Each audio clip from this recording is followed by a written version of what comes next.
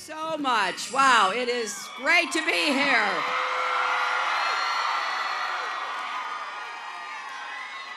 And thank you. I am so honored to be introduced by May Wiggins, and someone who made such a contribution throughout her life as a nurse to so many people, and who, as you can tell, just feels still the pain of being rejected on the basis of her race. It took a lot of courage to come here, May. Thank you. Thank you for being with us. I also want to thank a longtime friend of mine, a great activist, extraordinary advocate in Congress, and that's U.S. Representative Eleanor Holmes Norton. I want to thank Mayor Alan Thomas for welcoming me here.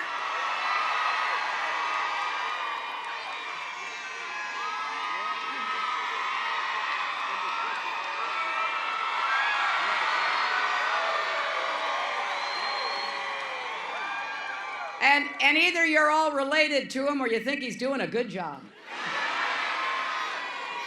Well, I told him I want to be a good partner with mayors like him and work to help communities like Greenville that are growing and striving and attracting young people. He told me that the average age of the resident here in Greenville was 26 years old.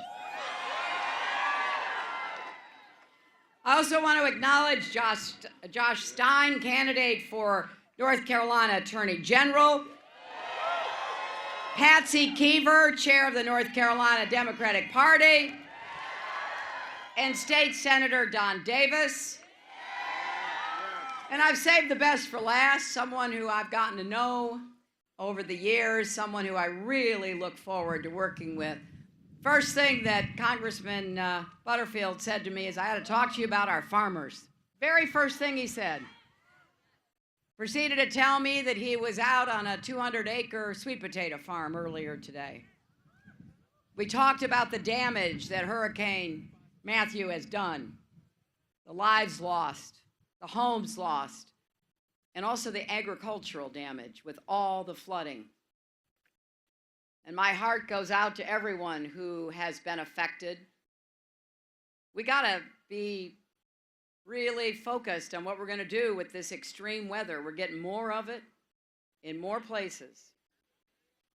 And I'm going to make that a priority for my presidency to make sure communities are well prepared, they're resilient, but that we also work to try to limit the damage by taking on the challenge of climate change and changing weather patterns. And nobody knows more about weather than our farmers. And I am very committed to supporting farms of all sizes, but particularly small farms. You know, I think you said the farm you went to this morning, GK, was 200 acres. You know, that's a lot of land. But that's not a gigantic multi-thousand acre farm. And sometimes I think that we spend too much time and money looking after the big giant farms and not enough taking care of the smaller farms, the family-owned farms, farms that have been in people's families for generations. And I will do my very best working with GK and Eleanor and others in Congress to focus federal attention and resources on places that need it. And North Carolina is a place that needs it. There are still too many people who feel like they have been left out and left behind. And so we've got to spend time thinking about how we bring everybody along. That is my goal as your president. I want to knock down the barriers that stand in the way of people and places getting ahead. Now, I also, on a personal note, I've got to say, I was in Arizona last night and had a great rally there. I don't know, 16,000 people. It was just extraordinary. But I was a little anxious during my speech because the Cubs were playing in the World Series.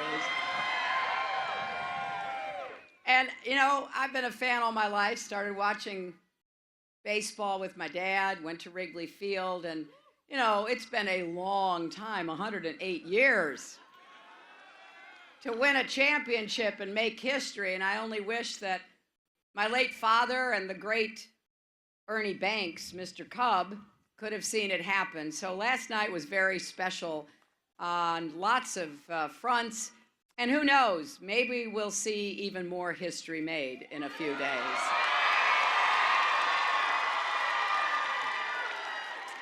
You know, the last time the Cubs won, women couldn't vote. And I think women are making up for that in this election. So thank you. Thank you so much for being here. Are you ready to vote? How many folks have already voted? Well, that's really impressive. Are you ready to volunteer these last few days? Are you ready to elect Ray Cooper your governor? Have a governor who puts families first and your needs. I know he'll do a terrific job. Are you ready to elect Deborah Ross to the United States Senate? She will be the independent voice that North Carolina families deserve, and unlike her opponent, she's never been afraid to stand up to Donald Trump. And then, are you ready to elect our next president and commander-in-chief?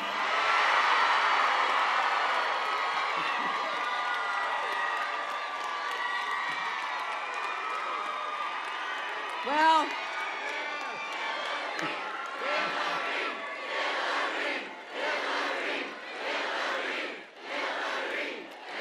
you know,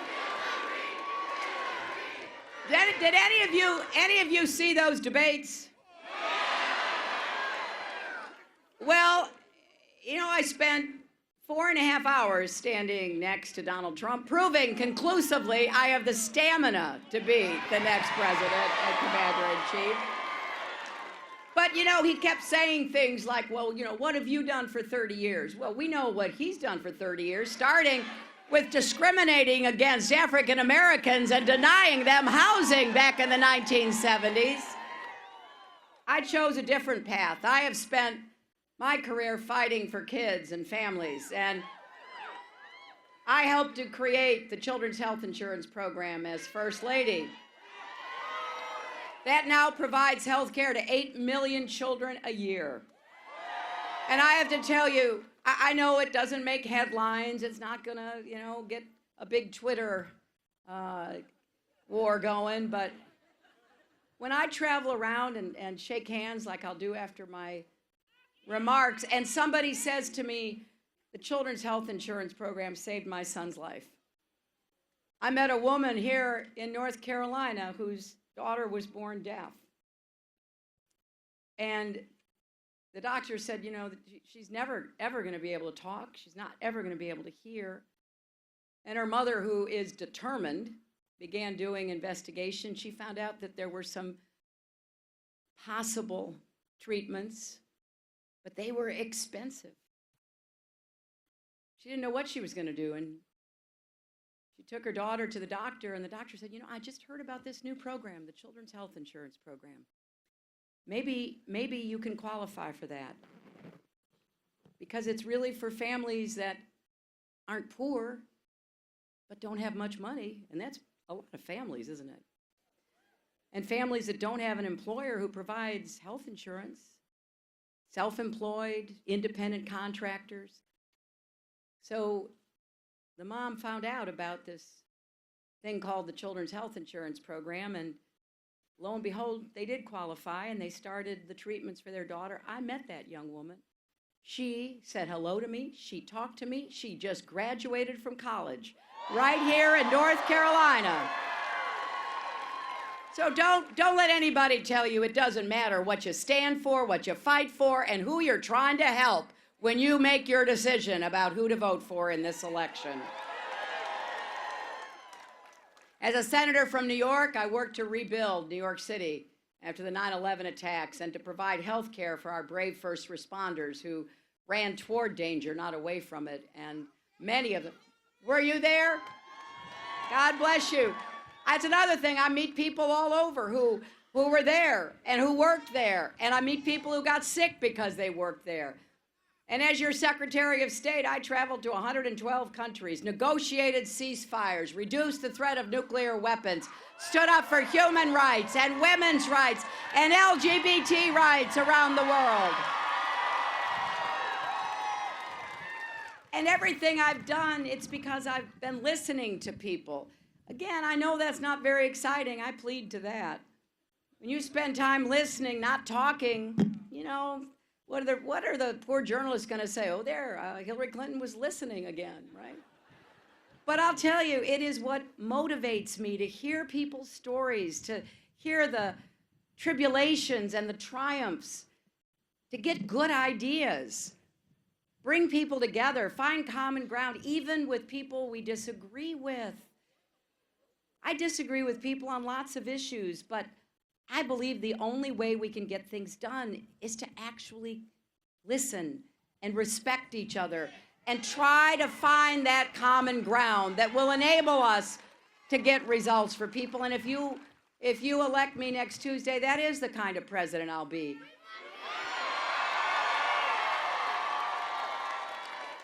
And from the first day of this campaign, I've been telling you what I want to do, putting forth my ideas about what I think will help you. I truly believe that you deserve a candidate you can vote for, not just someone to vote against. And so if we're going to make this choice, we've got to be clear, the positives and the negatives, because one way or another, come this January, America is going to have a new president. And it will be either me or Donald Trump. And you know what else? People say all the time, well, you know, I want change. Well, change will come. That is certain. The question is, what kind of change are we going to have? Are we going to work together to build a stronger, fairer, better America? Or are we going to fear the future and fear each other and hunker down and be paralyzed by all of our prejudices, our discrimination that stops us from coming together?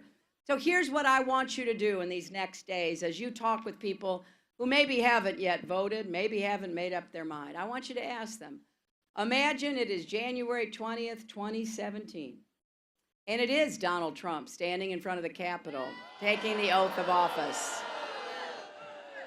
Imagine what that will be like then to have him in the Oval Office, making the decisions that affect your lives and your futures. Imagine having a president who demeans women, mocks the disabled, insults African Americans and Latinos, who pits people against each other instead of pulling them together. Someone who always puts himself first and doesn't care who gets hurt along the way. A president with a very thin skin who lashes out at anyone who challenges him, who praises adversaries like Vladimir Putin and picks fights with our allies and even attacked the Pope.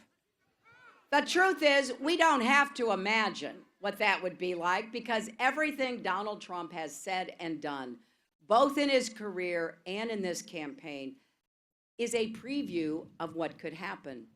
You know, as Michelle Obama says, the presidency doesn't change who you are, it reveals who you are. And we've all seen all we need of Donald Trump. If Donald Trump were to win this election, we would have a commander-in-chief who is completely out of his depth and whose ideas are incredibly dangerous. Someone who wants more countries to have nuclear weapons and could easily insult a foreign leader and start a real war instead of just a Twitter war.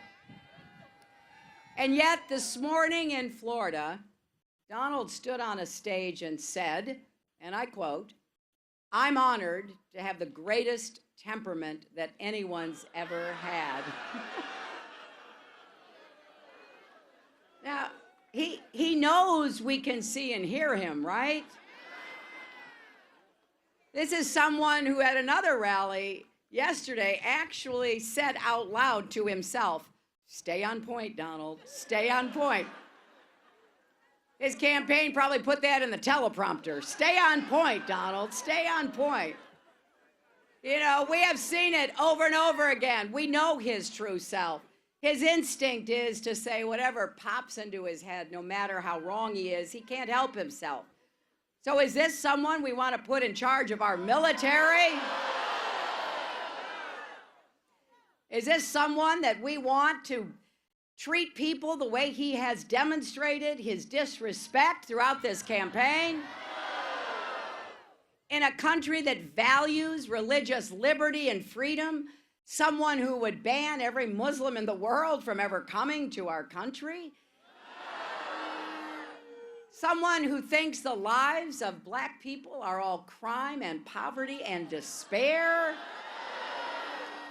He has no idea, none, about the strength of the black church, the vibrancy of black-owned businesses, the excellence of historically black colleges and universities, the rise of a new generation of black activists for social justice, and the success of black leaders in every field. Remember how he denied housing to Mae Brown Wiggins. And Mae wasn't alone. Whenever African Americans tried to rent an apartment, their application was marked with a C for colored. In fact, Donald, his father, Fred, and their entire company were sued by the Justice Department for discriminating against African Americans and Latinos in the 1970s. They settled the case, but the Justice Department was forced to go after them again because they continued to discriminate against people of color. Think about that. If he were to win, he would be in charge of the Federal Housing Department. If he doesn't respect all Americans, how can we trust him to serve all Americans? And then another recent example is the way Donald Trump treated what are called the Central Park Five. These were 5 black and Latino kids, some as young as 14, who, it turns out, were wrongly convicted of a terrible crime in New York back in 1990. Donald Trump took out full-page ads in 4 newspapers calling for the death penalty for these kids. Nearly 3 decades later, they were exonerated by DNA evidence. Also, someone else confessed to the crime. So they were finally released from prison and justice was done. But not only did Donald Trump refuse to apologize for calling for their execution, he actually said they should still be in prison. To him, those kids will still and always be guilty, no matter what the evidence says. Do we want this man appointing judges? Do we want him controlling the Justice Department? Well, people who are voting for him, that's what they would get.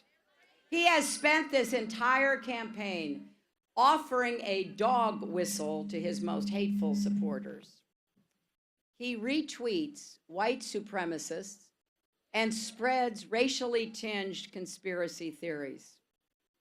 And you better believe he's being heard loudly and clearly. Just a few days ago, I want you to hear this because this has never happened to a nominee of a major party. Just a few days ago, Donald Trump was endorsed by the official newspaper of the Ku Klux Klan. They wrote their endorsement under the slogan of his campaign, "Make America Great Again." They said it's about preserving white identity, and they've placed their faith and hope in him. You've got to ask yourself, do any of us who believe in our Constitution, who believe in the rule of law, who believe that we are stronger together, who believe that we want to keep moving positively toward the vision of freedom and equality set forth by our founders? Do any of us have a place in Trump's America? It's not just about communities of color. It's about young people. It's about any of us who don't ever want us to go back to a time when you could officially discriminate, where people could be intimidated. That is not who America is, and we're not going to let it ever go back to that.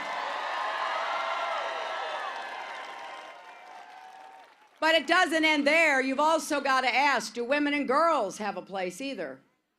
Imagine our daughters, or in my case now, my granddaughter, growing up with someone who ranks women by their looks, gives them numbers, who brags about doing things to them without their consent. Just imagine what that would mean to young women's confidence and self-worth, and how that will affect our young men and boys, who we want to teach and nurture also to respect each other and respect girls and women as well. So this is a pretty clear choice, North Carolina. I've said many times in this campaign that Donald Trump has showed us who he is. Now we have to decide who we are, right? And across America, people are doing just that, rejecting Trump's dark and divisive vision for one that is much more hopeful, inclusive, and unifying. We know that America is big-hearted, not small-minded. We want to lift people up, not tear people down. We are called, in fact, we are commanded, those of us who are Christians, to love our neighbor as ourselves, aren't we? We are not asked, we are not requested, we are not urged, we are commanded. And we know how hard that is. When I used to teach Sunday school, I often taught on that, not because it was well known, but because I think it's so hard and challenging. Love your neighbor as yourself. Well, first you got to love yourself. You got to respect yourself. And then you have to love your neighbor as yourself.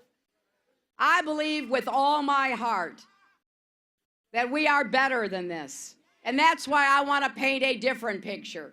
Because here's what we're going to do if we win this election. We're going to take on systemic racism with a full commitment and real follow-through. We're not going to accept the status quo. What happened to that church in Mississippi yesterday should not be normal. People paid to vote Trump on the side, and then they set it on fire. Who would do that to a house of worship? In America, that can never be acceptable. What happened in Flint, Michigan should not be normal or acceptable. Little babies, toddlers, children drinking water that was poisoning them. And there are too many young African Americans who are dying either in police incidents or from random gun violence. You know their names: Trayvon Martin, Eric Garner, Sandra Bland, Keith Scott, so many.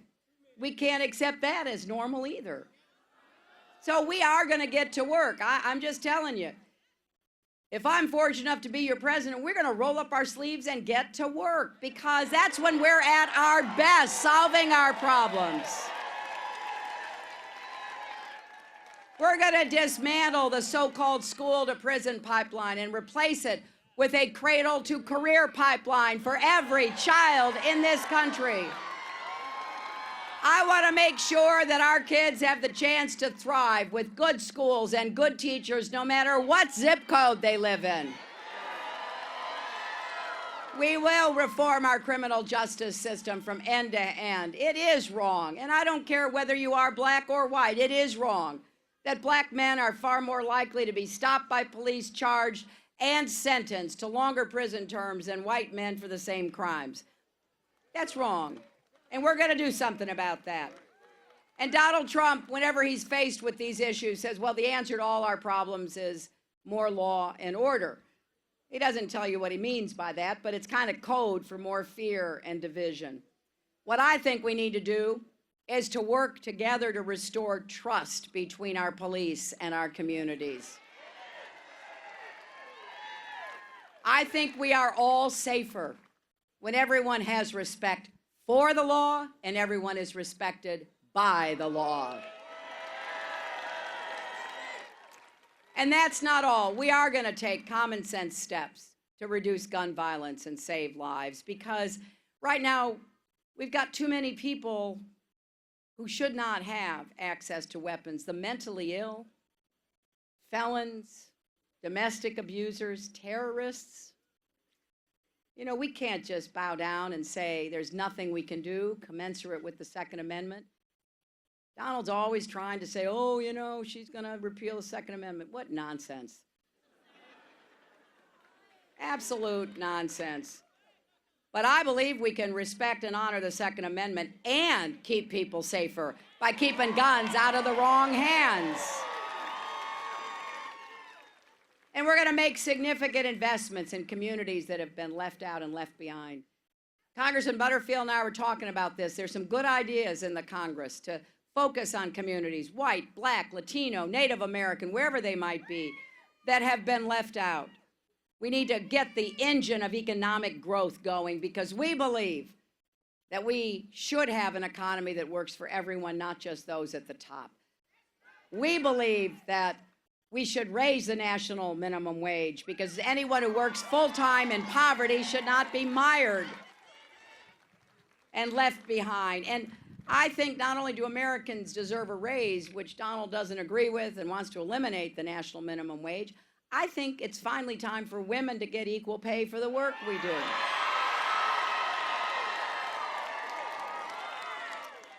I don't know about you, but this is not just a woman's issue. I'm always accused by Donald and his supporters that whenever I talk like that, I'm playing the woman's card. Well, I've always said, if that's playing the woman's card, deal me in. You got that right. But I actually think I'm playing the family economics card, because if you have a mother, a wife, a sister, or a daughter, she deserves to be paid fairly for what she does in the workforce. And we're going to have a big investment in new jobs, infrastructure jobs, our roads, our bridges, our tunnels, our ports, our airports, our water systems. And we're going to do more to bring advanced manufacturing to inner cities and rural communities. Put people to work, doing work that has a really productive purpose. We're going to invest in more clean, renewable energy jobs. These are jobs that cannot be exported. They have to be done right here in eastern North Carolina. Now, it's fair to say, okay, that sounds good. How are you going to do all that? Okay, I'll tell you two things. First, I have said, and you can hold me to it, I will not raise taxes on anyone making less than $250,000 a year.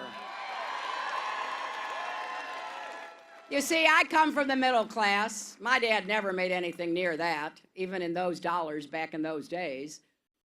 But I know that the best way to grow our economy is from the middle out and the bottom up, not the top down. That does not work for most Americans. And so, secondly, I'm going where the money is. The money has gone to the wealthiest of Americans and big corporations in the last 15 years. And if you ask Donald Trump what is his economic policy, it is to give trillions of dollars in tax cuts to himself, to his family, to the wealthy, to corporations. I just think that's a bad idea. We're going to make the wealthy pay their fair share, and we're going to make sure Wall Street never threatens Main Street again. And we're going to make public colleges like East Carolina University tuition-free. Tuition-free for working and middle-class families, and debt-free for everybody else. And if you're struggling with student debt, we have a plan to ease that burden and cut your bills and get you out from under debt faster. And we're going to create a $25 billion fund specifically aimed at supporting historically black colleges and universities. But I don't think that every young person needs to go to college. If you want to, I'm going to make it affordable for you. But if you also want some other way of making a good living, let's bring technical education back into high schools and connect them up with community colleges and business apprenticeships. There is such a stark difference on every issue that matters between me and my opponent, and I'm asking folks who are still making up their minds to really search your heart about what kind of country we are and what kind of future we want. I just don't believe we're at our best when we stoke fear about each other.